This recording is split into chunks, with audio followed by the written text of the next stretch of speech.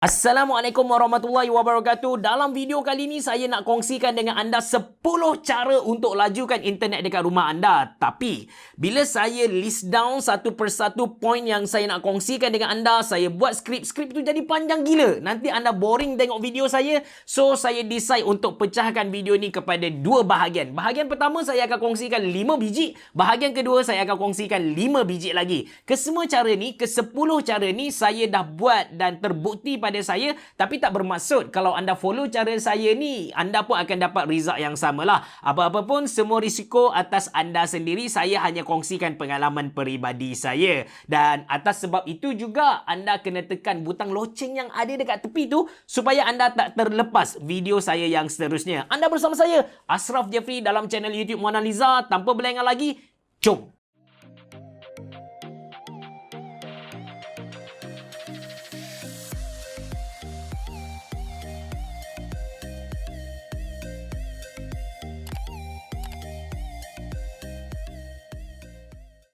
Sebelum saya kongsikan dengan anda 5 cara untuk lajukan internet dekat rumah anda, saya nak bagi tahu kepada anda, lepas ni anda akan selalu dengar perkataan ISP. Internet Service Provider. So, Internet Service Provider ni boleh jadi TM, boleh jadi Unify, boleh jadi Maxis, boleh jadi Time atau mana-mana company yang bagi internet kepada kita. So, kita panggil dia sebagai Internet Service Provider. Ringkasan ISP. Okey, kita pergi kepada cara yang pertama, which is cara yang paling basic, cara yang paling simple. Alih kedudukan router dan main posisi antena tu. Apa yang saya selalu jumpa bila saya pergi beraya dekat rumah orang dekat Kuala Lumpur ke, dekat Nilai ke, ataupun majlis perkahwinan ke, bila rumah tu 2 tingkat kan, saya perhatikan internet dia punya router tu ada dekat bawah, sedangkan penggunaan utama dia dekat atas tau. Dia punya bilik dekat atas, bilik anak dia dekat atas, bilik gaming, bilik streaming dia dekat atas. So bila dia subscribe 100 megabit per second, apa yang dia dapat dekat atas tu hanyalah 10 megabit per second. Bila tengok keadaan ni, sebenarnya kita tak boleh nak salahkan ISP. ISP dia datang ke rumah kita, dia just ikut apa arahan kita. Kalau kita cakap, okey bang, pasang dekat atas, dia orang akan pasang dekat atas walaupun ada extra charge lah. Tapi sekarang kita pun tak tahu nak suruh dia pasang dekat mana. So dia datang, dia pun pasang dekat bawah lah, sebab itu yang paling dekat. And by default memang dekat bawah lah dia orang kena pasang kan. So kalau sekarang anda nak alih kedudukan router anda, boleh je anda tak perlu panggil dia orang, tak perlu panggil kontraktor ISP itu untuk datang tarik kabel dan baiki kedudukan router. Tak perlu pun, anda just beli kabel LAN, anda tarik dari BTU yang berwarna putih. Kalau anda subscribe Unify, ada satu router ataupun kotak putih, yang tu kita panggil dia sebagai BTU. Tarik LAN dari situ, tarik dia, letak dekat router yang anda nak. So kalau router tu anda nak pindah dekat atas, so tarik dari bawah tu dekat BTU warna putih tu, anda tarik dia sampai tempat yang anda nak lah. Kalau atas, kalau tingkat 2, kalau tingkat 3 lah. Kabel LAN tu anda tak perlu, kita cakap kabel LAN tu dia tak mahal sangat. Anda boleh cari je kabel LAN yang berkualiti, cari yang gold plated, so dia tahan lama lah. Ataupun maybe anda kaya, anda tak nak buat semua benda tu leceh bagi anda boleh je call mana-mana kontraktor ISP, bagi tahu dekat dia nak alih kedudukan router, so mereka akan tolong alihkan. Of course kena bayar sikit lah. Bagi saya bab duit ni dia tak jadi masalah. Kita boleh cari kan duit ni kan. Masalahnya dengan kontraktor ni, bila kita janji dengan dia, bang datang pukul 9, dia pun cakap okey kita datang pukul 9, tengok-tengok bukan 9 pagi, 9 malam dia datang. Itu yang masalah. Lagi-lagi kalau kita ni kerja office hour, dia nak datang waktu office hour, jeng bosku. Okey, itu cara yang pertama, alih kedudukan router. And memang betul, kadang-kadang position antena tu pun kalau kita gerak-gerakkan dia, boleh tingkatkan speed internet rumah kita. Ini pengalaman peribadi saya lah. Okey, cara yang kedua, cara yang paling basic juga, iaitu guna kabel instead of wifi lah. Sebenarnya kalau kita boleh tengok ni kan, dekat tepi kita signal wifi ke, signal apa kita cakap radio ke apa semua, kita takkan boleh bergerak sebab banyak sangat ni dekat sekeliling kita ni, banyak sangat signal, banyak sangat kita cakap frekuensi radio wave semua ni memang ada dekat sekeliling kita. Kita punya remote aircon pun ada, telefon kita ni pun ada signal dia. Lepas Lepas tu radio pun ada signal dia. So atas dasar tu Wi-Fi kita jadi jam. Wi-Fi frekuensi 2.4 GHz tu dia jadi jam sebab banyak sangat kereta lalu dalam satu jalan raya lah. Atas dasar tu manusia cipta satu frekuensi, bukan cipta lah, guna frekuensi baru which is 5 GHz. 5 GHz ni dia laju. Masalah dia pula kalau ada banyak dinding memang tak boleh. Dia punya internet laju tapi dia punya kekuatan signal tu memang hampir gila lah. Kalau compare dengan 2.4 GHz, 2.4 tu maybe boleh pergi sampai 3-4 dinding, tapi kalau 5 GHz tu maybe 2 dinding tu sakit sebenarnya. So nak tak nak, the best apa kita cakap, the best option yang ada memang kena guna kabel lah. Okey, itu cara yang kedua. Cara basic juga tu. Yang pertama kita just alih kedudukan router kita. Yang kedua kita guna kabel instead of guna wifi lah. Yang ketiga, ini pun basic juga. Okey, kita tukar router kita. Kebanyakan router yang diberi oleh ISP sebenarnya router yang dah di-downgrade kan. Kadang-kadang kita nampak router ni dia sama dengan yang dijual dekat kedai. Kedai jual 600, maybe yang TM bagi pun 600 kan. Ada satu router yang bentuk silinder warna hitam. Kalau kita subscribe TM memang dia akan bagi yang tu lah, tak silap saya. So router tu, kalau masa dia dilancarkan dulu, nama router tu ialah Viper. So Viper ni kalau jual dekat kedai harga dia dalam 500-600 sebab masa tu dia belum ada Wi-Fi AX lagi. Dia ada Wi-Fi AC and harga dia mahal gila. Dan TM bagi benda tu. So kita sekali tengok macam oh bagus gila TM bagi router yang power gila. Tapi bila kita guna internet tak dapat pun benda tu. Sebab apa? Sebab sebenarnya D-Link dia dah deal dengan TM untuk guna bekas tu tapi barang dalam dia barang lain. That's why kalau anda ada duit, anda bertukar kepada router. Okey, router apa yang patut beli nak bercerah? Saya 100% recommend anda untuk beli Asus. Router Asus memang dah terbukti dia tak tipu pengguna dia. Kalau dia bagi tahu dalam dia pakai chipset Broadcom, so dia akan pakai chipset Broadcom. Dia tak akan tipu pakai chipset lain lah. And saya ada review satu Asus router yang saya sedang guna sekarang. 100% saya recommend anda untuk beli router tu. Okey, let's say anda ni allergic dengan Asus. Maybe anda ada sedikit pengalaman tak manis dengan Asus. Anda beli laptop dia bermasalah. So anda macam trauma sikit lah. Asus tak nak lah Asus kan. Anda boleh beli apa-apa brand. Tak kisahlah anda nak beli D-Link ke, TP-Link ke, Tenda ke yang saya review sebelum ni, TX3 ke.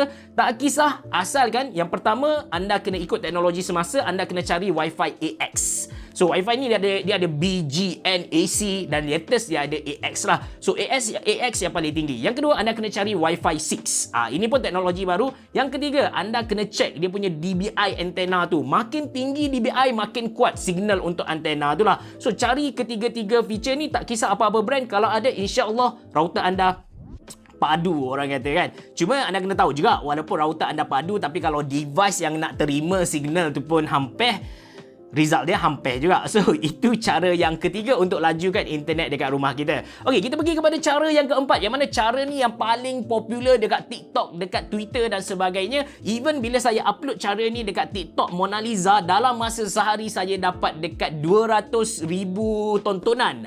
Even video tu orang download dan upload balik dekat Twitter, video tu pun viral dekat Twitter. So cara dia ialah dengan kita tukar DNS. Okey, untuk faham apa tu DNS, saya bagi satu analogi ringkas lah. Maybe dia tak tepat tapi anda boleh faham apa itu DNS.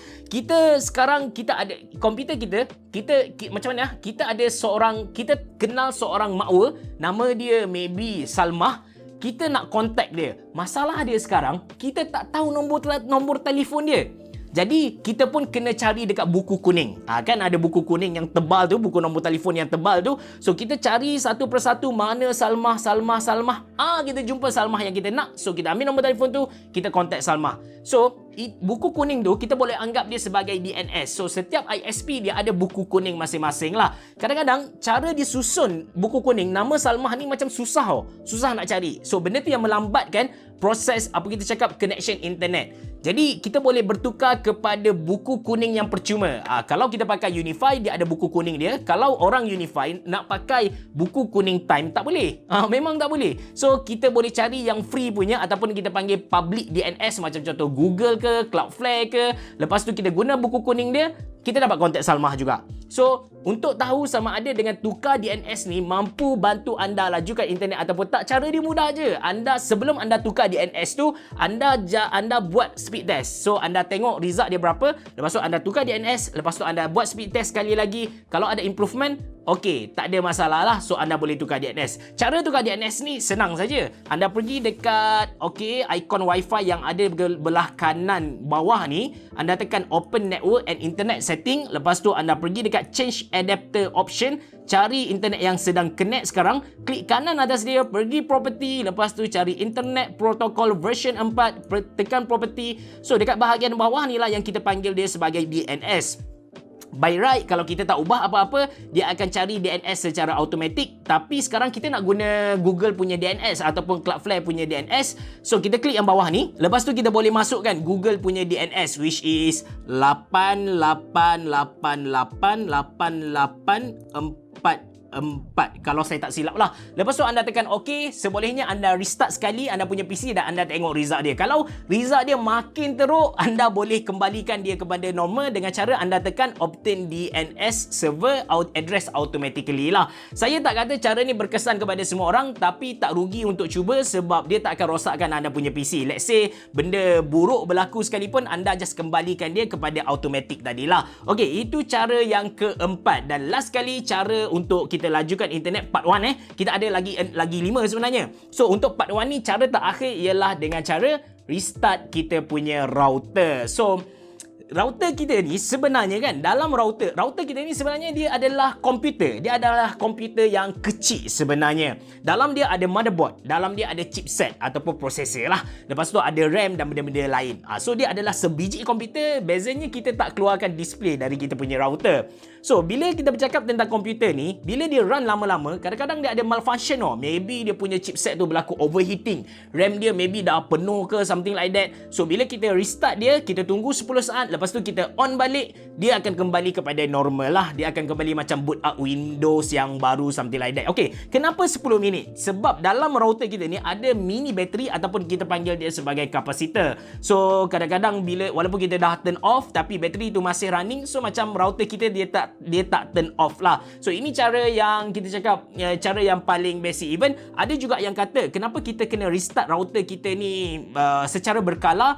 Ada yang kata ISP kita ni, Internet Service Provider, dia suka tukar IP address tau. Dia tukar IP address tanpa bagi tahu kepada kita, and kalau router ni dia tak pandai untuk catch IP address tu, dia akan menyebabkan internet kita putus. That's why kadang-kadang kita pelik, internet rumah kita tak ada, tapi bila kita restart dia, tiba-tiba ada balik kan. So sebab itulah ada brand yang menafikan dengan cara restart router dia akan mempercepatkan internet dan sebagainya. Tapi macam saya bagi tahu di awal video tadi, semua cara ni saya dah test and berkesan untuk saya, jadi tak rugi untuk anda cuba. Tapi ingatlah, anda nak cuba tu risiko atas anda sendiri. Jangan marah saya kalau anda buat tak jadi. Apa-apa pun, anda boleh follow lagi saya untuk part yang kedua. Saya akan kongsikan lagi 5 cara untuk lajukan internet dekat rumah anda. Sebenarnya saya ada jumpa satu channel tentang networking yang sangat bagus dari orang Malaysia, iaitu Pendakwah Teknologi. Dia cerita semua benda tentang tentang networking. Dia cerita macam mana nak lajukan internet, macam mana nak apa itu DNS dan sebagainya, apa itu gigabit internet. So anda boleh pergi dekat dia punya YouTube channel. Saya sediakan link dalam ruangan description box below,